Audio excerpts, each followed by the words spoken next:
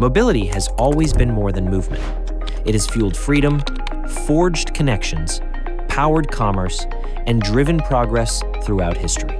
Moving Minds is a series about the people behind the systems, the visionaries, experts, and builders shaping the future of how we move. These are voices that often remain within specialist circles, yet their decisions quietly shape the systems we all depend on. Our mission is simple: to bring their stories, insights, and experiences to the wider mobility industry, giving stage to the thinking and decisions that will define the future of mobility.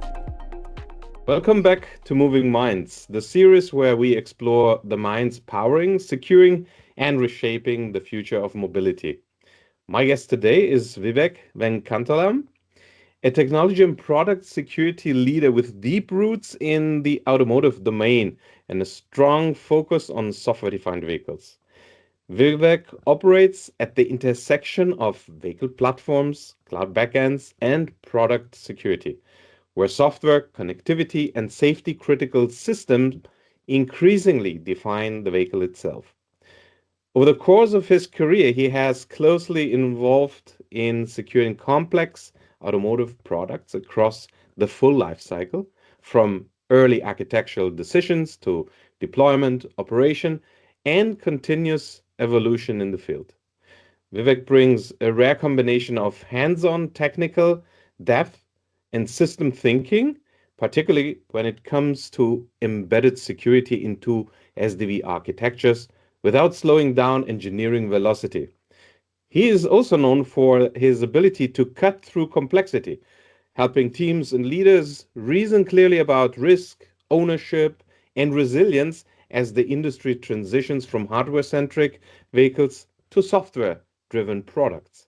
And in today's conversation, we'll explore what product security really means to him in the age of software-defined vehicles, how automotive organizations can move beyond the checkbox of compliance toward true engineering ownership, and what leadership looks like when security becomes part of the product DNA. Vivek, it's a great honor and pleasure to have you on Moving Minds. Wow, that's quite an introduction, Giuseppe. I'm not sure if I'm worth of it, but thank you for having me here. I'm really looking forward to this discussion. Thank you so much for being our guest today. And as always, I jump right into the questions that I have for my guest. So let's go to the origins of your career. So what was it that first drew you into the world of automotive or mobility at large, and how did you end up in your current role? Yeah, so it's like every little kid, or like most little kids that I knew, my first ambition was to be a race car driver. Ever since I could walk, talk, I was thinking about driving cars and racing cars. I was a huge fan of Formula One, World Endurance Championship since middle school even, and it was my ambition to be a race car driver. I pretty soon found out that I didn't have what it needs to be a race car driver, but I still always wanted to be associated with the industry in one way or the other. So it's always been a childhood dream for me to be able to work in the automotive industry, and that's what I prepared for my whole life. I did my bachelor's in engineering, focusing on focusing on automotive control systems. Worked at a number of OEMs and tier 1s and tier 2s, and basically, all of them have basically led me to be here. Yeah, and what I really like about your background is engineering, and you have experience about also different segments, right? It's not just passenger cars. You are also quite of experience in other, like agriculture or other construction. Yeah, so you have a very broad baggage that you have today. So yeah, anything with a motor and wheels, I'm in. Yeah, I mean, one-time automotive guy, always automotive guy, right? Yes, sir.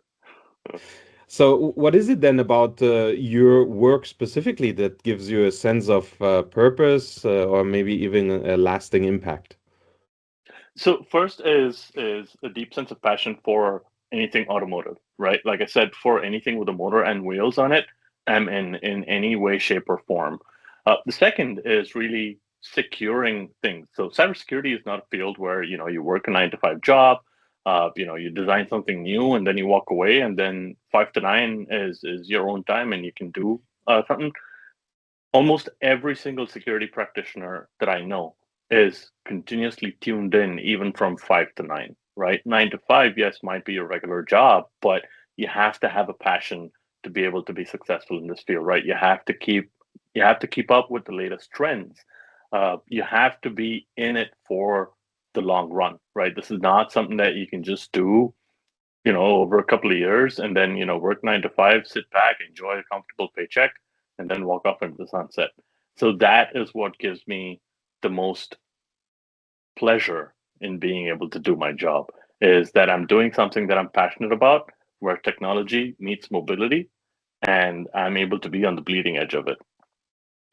Yeah, I hear you. And interestingly, maybe let me ask a follow-up question. So, at the intersection of being an engineer and finding solutions, which once found, they're there.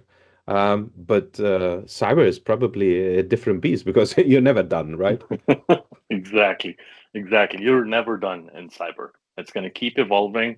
It's the one part of engineering that isn't governed purely by physics, right? Everything else is pretty much governed by physics, but this is one area where you have to continuously be on.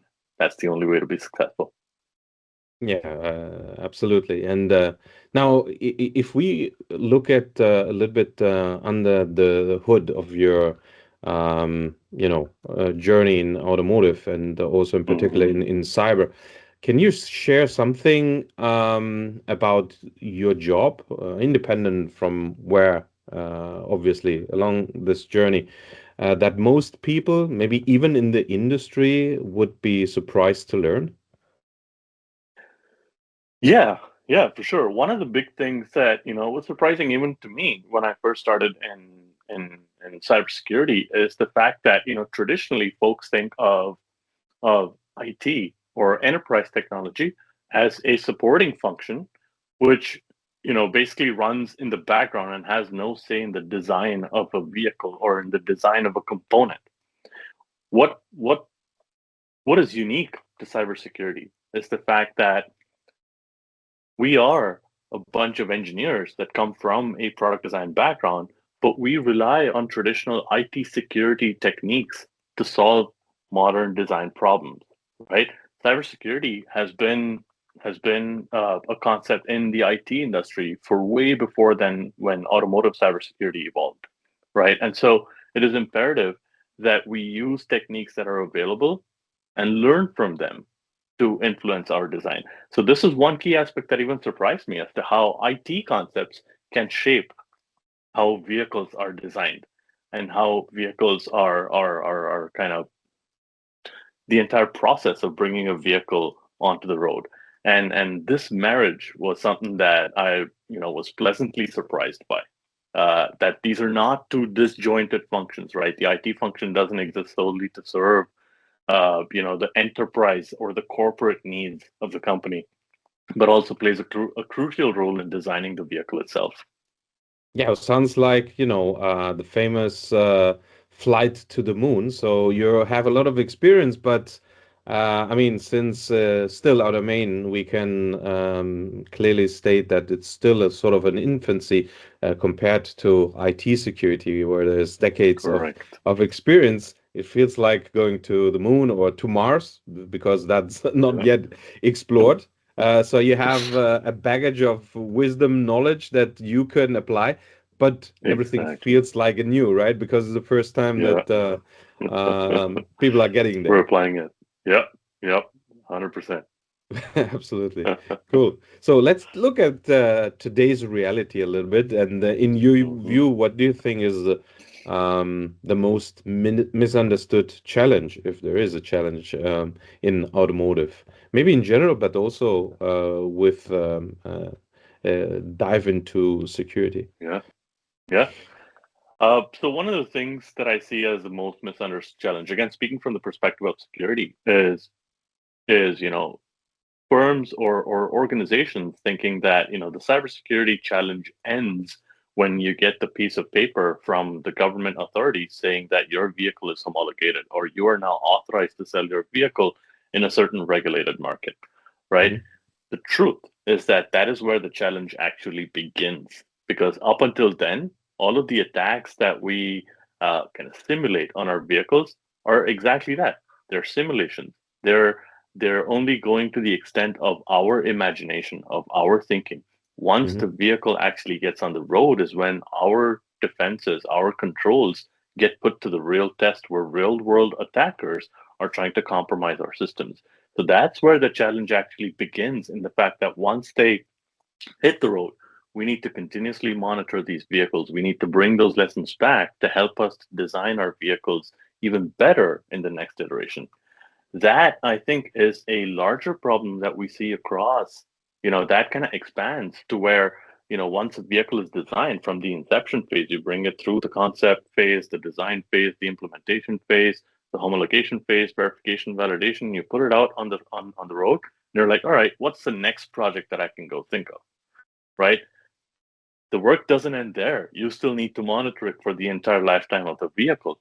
And these are cyber physical devices that we're putting out in the world, which will continue to run and be in use for over 10 years, right? Mhm. Over 10 years. If you look back at how the attack landscape has evolved over the last 10 years, one can only project what it's going to look like over the next 10 years, right? And we need to continue serving these products. So for context, if we were to put out, let's say, a Mustang out in the market in 2025, in 2035, someone's still going to be driving that. They're still going to be susceptible to cyber attacks. Who knows what the landscape will look like? And guess who's responsible to make sure that it continues to be safe? It's the OEM that puts the vehicle out. So a lot of times when the vehicle completes, when job one hits, is when folks think, oh, my job is done, let's look at the next project. But in reality, that's when the job actually begins. Yeah. I think this is something that there is awareness about it, but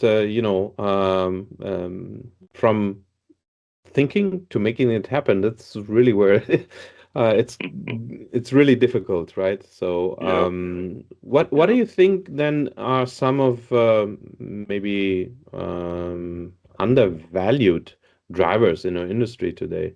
You talked about the complexity and I guess it's a natural thing to optimize over the course Mhm, of a journey. So you talked about all the steps and how security came into play in the recent years with the requirements for first compliance, then making sure the products are safe and secure. How do you think that as an industry you can be smart in doing both? On one hand, mhm, optimize the process, getting more efficiency, maybe making it more cost effective at the end of the day, but still not lose track from the increasing gap that we see yeah, between the acceleration and development and mhm, capabilities that that's throwing out there and the ability to mhm. protect what is out there. Yep.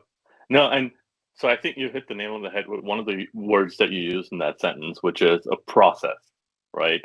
I think that's one of the most undervalued concepts in our industry today.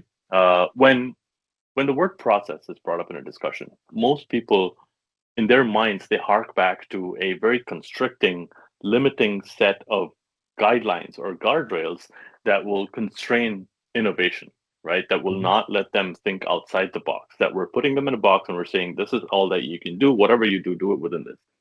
In reality, a well defined process that is designed to be nimble to adapt to changes is one of the most undervalued concepts, right? And this is what I try to bring everywhere, which is we need to have a well defined process that can adapt to change, right?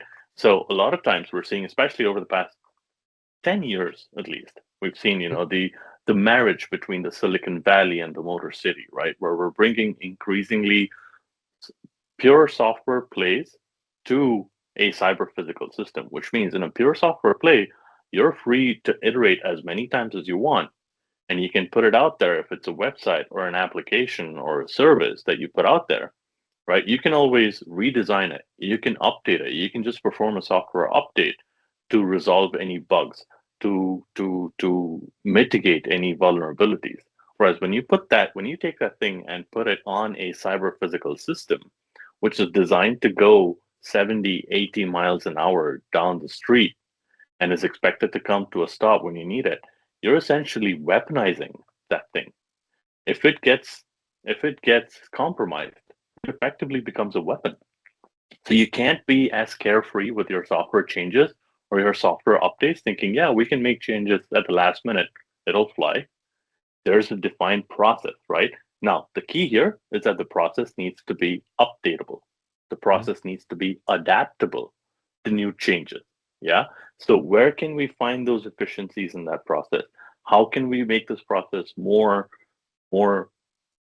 nimble, right, to adapt to the changes?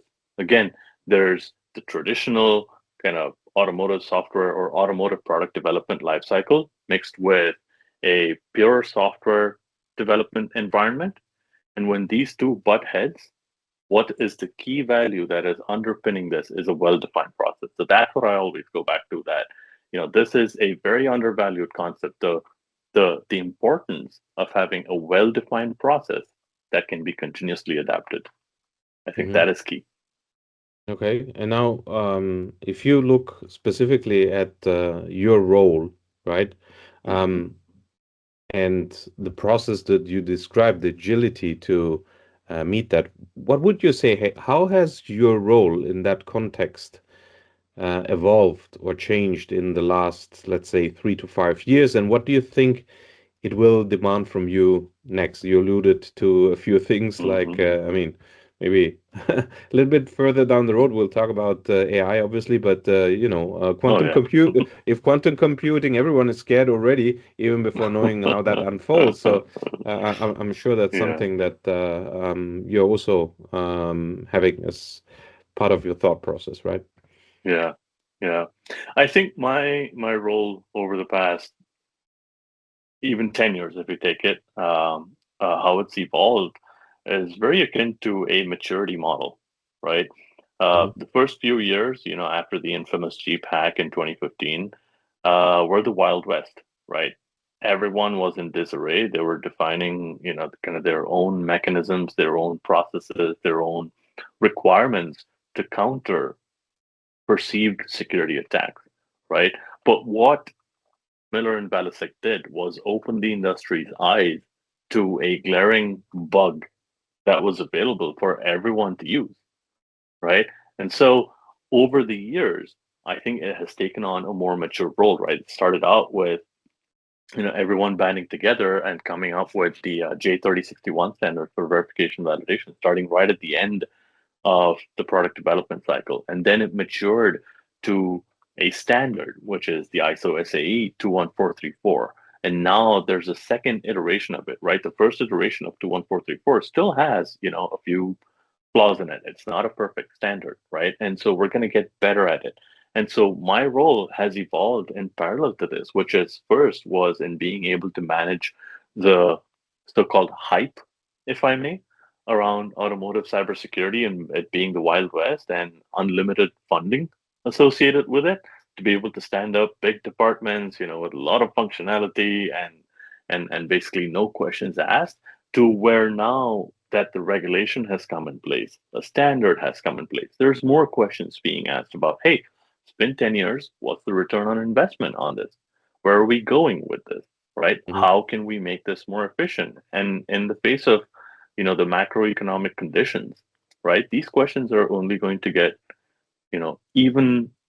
even tighter, right? So now it's come to a place of being able to manage the process in an efficient way, manage the budget in an efficient way, make sure that we're addressing the most easily addressable risks, make sure that we're taking the right steps to be successful in the long run, right? And projecting from here, where I see this role evolving over the next 3 to 5 years, is being even more efficient, right? Learning to do more with even less. Where can we find these efficiencies in the face of tighter budgets, in the face of, a whole number of product launches that we need to support? How can we find commonalities? How can we find efficiencies?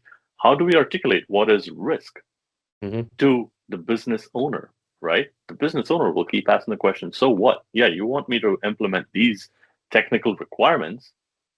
I don't need to really do that, right? What is the benefit that I get by implementing these requirements? So we need to get better at being able to highlight the actual risk in Mhm. terms of what it means to the customer, what it means to the business. And we need to keep tightening on that and make sure that we're able to commonize our shared intelligence in being able to do that, right? Instead of doing this in multiple pockets, that we need to be able to commonize it and be able to use that as a database to feed off of to be able to provide this to our business owners.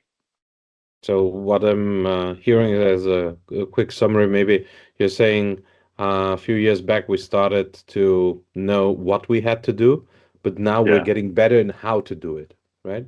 Yes.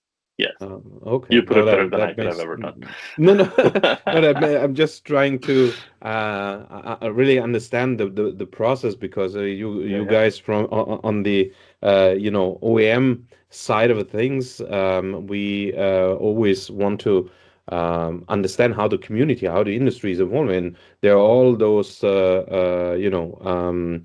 specific organizations like Auto Isaac, etc., that are helping Oh yeah. to make sure that there is a practice, as you mentioned, right? The maturity comes from being educated at what needs to be done in a way that is efficient and effective, right? So Oh yeah. that's a very valid point. So now deep diving specifically on Vivek, what Yeah. type of mindset do you rely on when things get uncertain or maybe even overwhelming? Because you explained, so at the beginning, there were tons of things that now there is more clarity, but maybe they felt really, hey, how can we get ahead of things? Yeah. So I actually do a couple of things. One is I always go back to first principles thinking, right? And what I mean by that is, why do we really need to do this? Oftentimes, the uncertainty or the overwhelming feeling comes when things are already at a head, right? We're already at a place where there's no turning back or we're at the edge of a cliff and we don't know where to go. Mhm. But I go back to first principles thinking, saying, hey, what do we need to do at a basic level to be able to make this component or feature more secure? What is the actual risk, right? Go back to that level of thinking and say, okay, we project from here as to how we can do this in a better way, right? Try and think of different ways that we can achieve the same goal from. The second thing that I use is to leverage the community that you just referred to, right? This is one of the things that I wish more people were really insistent on is that at the end of the day, all of us security practitioners are fighting the same battle, right? The organizations that we work for or the swag that we wear might have different logos on them, but we're all fighting the same battle. We're all on the same side of the battle. We're fighting an unknown enemy, which could be a nation state or it could be, a rogue attacker, it could be a troll, it could be anyone. But we're all fighting the same battle and we're trying Mm, to secure the products that we make in order to make the customer experience that much better, mm, right? And so the power of community and being able to share information is invaluable to help these. So I might be solving a problem, there might be someone else in a different organization that's solving the same problem. And a conversation among people across company lines definitely helps, when I'm dealing with uncertainty or when I'm stuck at a crossroads and I'm like, okay, there's a million different things that need my attention. What do I prioritize? There might be mm. someone else that's going through the same thing. So just having that other person to speak with, not just one, but leveraging the whole community. And this is where, organizations like you mentioned, like the Auto Isaac or ASRG are extremely helpful. So these are, kind of my two go-to hacks, Mhm. when usually when I'm at a crossroads. Community is always good, and not being 100%. alone is also good. And um, the bad guys team up, so should we, right? Exactly. Right. So, what do you think then of the impact that you had in your career? Doesn't matter if big or small, but is there anything that you are most proud of? Yeah. One thing that I'm really proud of is, to be able to get involved in the Cyber X challenge. There's a series of cyber challenges across the cyber physical industries, which could be the cyber auto, the cyber truck, the cyber tractor, cyber boat, cyber drone. That was one of the most refreshing experiences for me. And I'm really proud of the role that I played with my previous organization and being able to get us up and running and be active participants in the Cyber Tractor Challenge. Now, Hmm. again, this is a very small community, right? We all need to be hands on. We all need to be thinking 10 steps ahead of the attacker. Um, and this is where I think we could make the maximum impact by participating in these challenges, because these are essentially, I mean, this may not be the right thing to say, but they're kind of easy pen tests for us, right? Where we invite hackers to go take a shot at our systems in a controlled environment, right? And we're Yeah. able to discover things about our machines, about our equipment that we may not have even realized because we're in that bubble of development. Yeah. And so that I think was one of the best things that happened. And this was in my previous role, but I'm really proud of, how we brought the whole team together, how we were able to bring the organization to this event and ensure successful participation. And that's a Mm. tradition that continues now. Yeah, no, I mean, mimicking reality is always good because you can Yeah, only learn from those exercises. So, yeah, yeah, I can exactly. totally understand why you are proud of that. Yeah. Vivek, I have to ask you about AI. This is the buzzword Yeah. in our industry. Yeah. I think it will not go away soon. But what do you think? How does it impact your role? And have AI tools changed your perspective? You talked about processes, and these are tools. So how do we bring that together, if at all, if they are beneficial? Oh yeah, yeah. No, in a couple of ways. A couple of ways that come to the top of my mind right away are, AI or AI tools can be very powerful in reducing vulnerability or alert fatigue.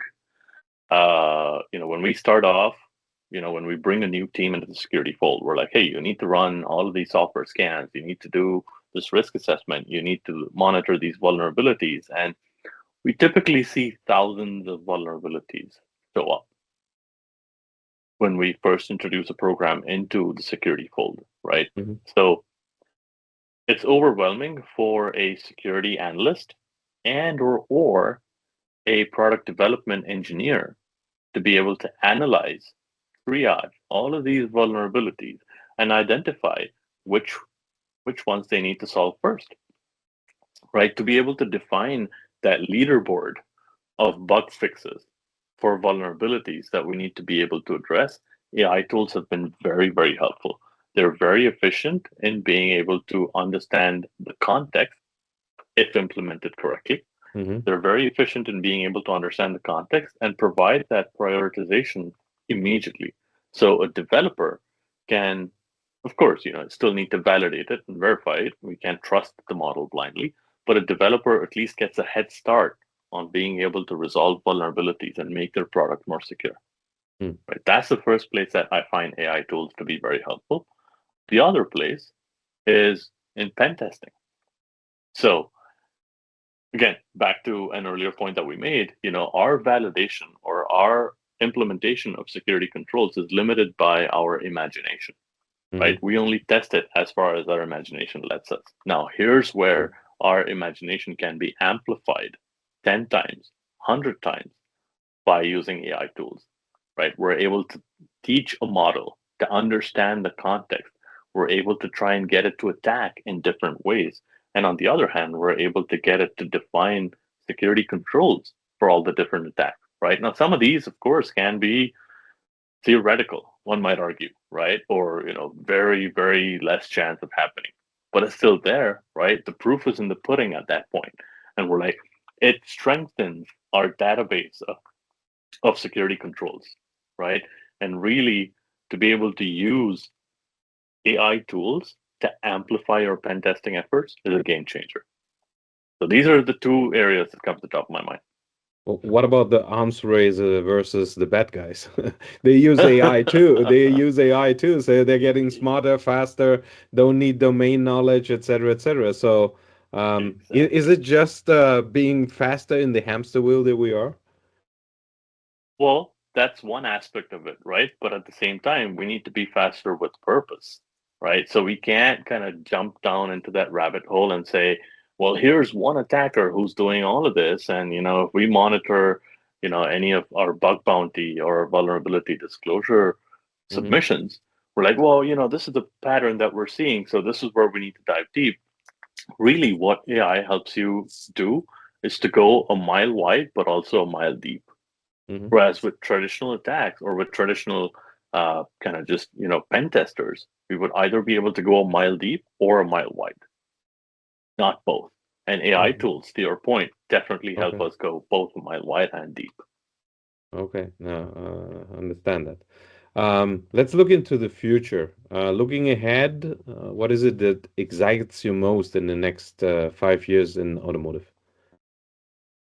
Well, it's all the technology that we're bringing into our vehicles, right? If you look at all of these announcements that were made at a point in time, they were always deemed as crazy, right? To say, we would all adapt to EVs, that our Amazon deliveries would be made by drones, or the fact that we would have freeways that are capable of charging your cars as they're driving on them. They Mm-hmm. seemed crazy, right? So that's Science what fiction, excites me. yeah, really science fiction. Exactly. Exactly. So, similarly, when we talk about quantum computing, it used to seem that, yeah, this is crazy. We're not going to be able to get quantum computers in our lifetime. But, we're seeing evidence to the contrary to show that we're closer to it than we're not. And so that's what excites me is what's new in technology that we will be able to adapt into automotive and the mobility industry to make our customers' lives simpler. And that's the key there, right? That our customers take so many things for granted. If you were to plan a trip, say, from your home to the grocery store, right? There's so many things that you take for granted on the way, and that, yes, if you enter the address on your navigation system in your vehicle, it will show you the right way. It will show you the quickest way or the easiest way, or, it will avoid freeways. And then, with enhanced ADAS capabilities in most vehicles, you rely on your vehicle to do a lot of things for you, and you implicitly trust it. And trust comes from security, right? Trust cannot be built without security. Like they say, it takes 1,000 years to build trust and 1 second to lose it, which means you need to have a very strong security to be able to build that level of trust. And that's what excites me, right? As we introduce these new technologies, how are we going to enhance our customer experience? How are we going to make their lives easier, their lives better, improve their quality of life, while also retaining trust? From a security perspective, that excites me more than anything. Yeah, that's on spot with one of the reasons why I started this whole idea around moving minds. We take so many things for granted.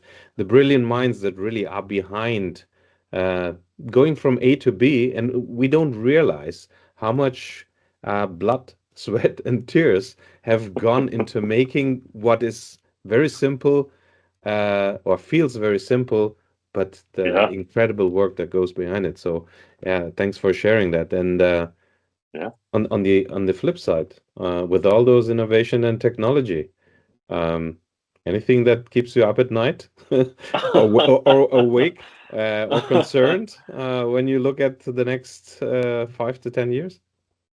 Oh, I could talk about just this for a whole hour. I think most security practitioners tend to stay awake at night simply because of the nature of our jobs. Yeah, you introduced also new working hours. I was not aware about Five nine to to nine. five, 5 to 9. Yeah. Yeah. if there's one thing that really, keeps me awake at night, if I were to boil it down to just one thing, I would say it's the introduction of agentic AI Mm-hmm. in our vehicles. We wouldn't even know it. Uh, so traditional AI, I think we're moving past, kind of the chatbot era of AI, where you can ask it a question, it samples a whole lot of things, and then it gives you the most comprehensive answer. We're moving to an era of agentic AI. And what I mean by this is an AI agent can, on its own, make decisions and then action upon them. This is where the human in the loop has lesser and lesser influence, right? It's going to a point of diminishing influence of the human in the loop, where the agents are able to learn, they are able to make decisions, and they're able to execute all of this while not suffering from the traditional physical mental fatigue that you expect a human to suffer from. Again, going back to a 9 to 5 for a human attacker, the attacker needs to eat, the attacker needs to rest, the attacker needs distraction. The AI, the agent is laser focused, never tiring, and is always on. And that is what keeps me up at night. That's how are we going to counter that? How are we going to tackle that problem? And that is going to be a reality pretty soon. I'm sorry if I'm sounding like a doomsayer. Um, I'm not. It's just one of the most interesting problems. Again, going back to being on the bleeding edge of technology, marrying the fields of technology with mobility and being on the bleeding edge of it. That is what keeps me up at night for most nights. Yeah, I don't think at all that you sound doomed, but what it sounds to me is like that you are very open-minded in acknowledging that still this is something that will evolve over time, and we don't have the answers maybe today, but it's something that we need to work against because there's many question marks maybe today, but maybe we will work against getting the right answers in Yeah. pursuing this. Yeah.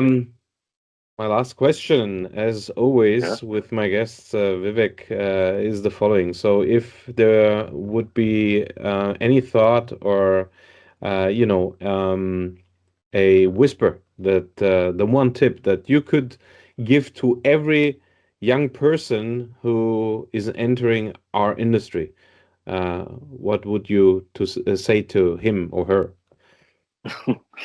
Yeah. A couple of things, right? One, be passionate about it, right? Don't just enter it because cybersecurity is a buzzword right now. Because if you're not passionate, you're going to burn out even before you know it, right? So really understand the technology and develop a passion for it, right? Uh, the second is prioritize hands-on experience. Yes, there's a lot of barriers to entry today where people say, oh, you need this certification, you need that certification, you need a bachelor's in cybersecurity, master's in cybersecurity. While all of this is primarily theoretical knowledge, don't let that deter you from actually getting hands-on experience. Do anything. I mean, take apart your devices at home, right? Take them apart, put them together. Try to compromise your own devices, right? Devices that you can afford to lose, right? Buy a Raspberry Pi kit, right? That's available, or any other similar kit that's available, and get to work on it. Understand the system. And that's one way of developing passion for it as well, right? Understand the system, get hands-on it. Don't just stand by on the sidelines, and definitely do not join the industry just because cybersecurity is a buzzword right now. Because the trend will change, but the stress will remain. Yeah, thank you for that. And Vivek, we've come to the end, so let me thank you for sharing first your time, your experience, the way you think about building and securing modern vehicles. I think it's evident that your engineering first perspective, the clarity of thought, but also the pragmatism on product security is exactly what the industry needs right now. And you help ground a complex topic in clear words and also with all the constraints that come with it. So moving the conversation beyond the theory into making it more practical. Again, appreciate it, and thank you for being part of Moving Minds. You're very, very kind, Giuseppe, as always. It's a pleasure to speak with you. Thank you for giving me the opportunity. And the fact that I got to spend an hour speaking with you, that itself is worth it. Thank you again for having me. Thank you so much. If today's conversation offered a new perspective on what drives mobility, we'd love for you to follow the series, share it, and tell us your thoughts. You'll find more episodes with the people shaping what's next. One question, one insight, one decision at a time. Until next time, keep moving forward.